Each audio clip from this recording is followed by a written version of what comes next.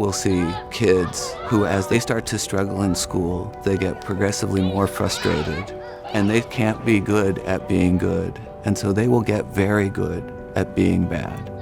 What we do is we isolate that child, and eventually we give up on them. Unconditional care says no, we'll be with you no matter what.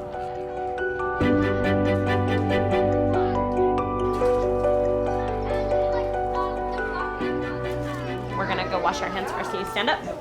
No, thank you. Feet on the ground. The Seneca Family of Agencies works with kids and families across child welfare, mental health, juvenile justice, and education. These would be kids who are really struggling with trauma and pain in their lives. But more broadly, it might be a child in a class that's not learning to read and getting frustrated. If you don't reverse those patterns, kids get progressively more isolated. They move towards a path of separation and drop out. That's when you start seeing more gang involvement. That's when you start seeing kids wind up in the juvenile justice system. All right, you ready to go inside? Okay, hold my hand. If you intervene only on the academic side and miss the emotional side, you're not going to be effective. A trauma-informed approach is imperative. It's the difference between saying what's wrong with you and what happened to you. Carmello started struggling by 3rd grade.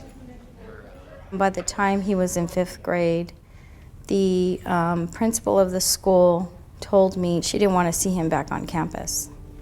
For 5 years, I would sit at home and wait for the phone to ring that I had to go pick up my kid because it couldn't do anything for him.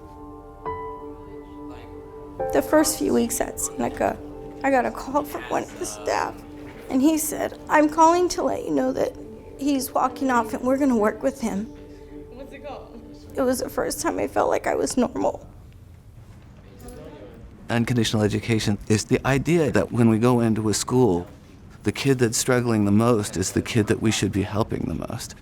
We have an unconditional education model in 11 schools, and then we have intervention efforts in another 50 schools.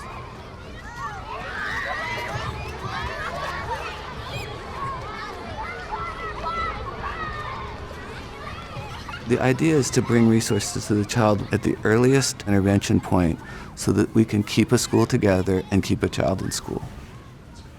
When you come into an unconditional education school, you're going to see more adults in the classroom, mental health professionals engaging, one-on-one intervention, and it can be anything from intensive reading instruction, behavioral support, to tutoring in math.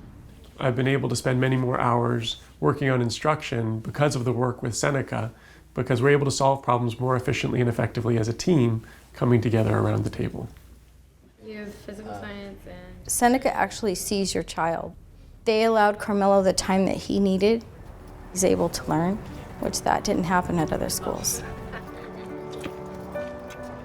How much harder is it to deal with a child who is not coming to school anymore because they have an emotional problem? It's a whole lot easier, and you have a much better chance of success if you intervene at those earlier points.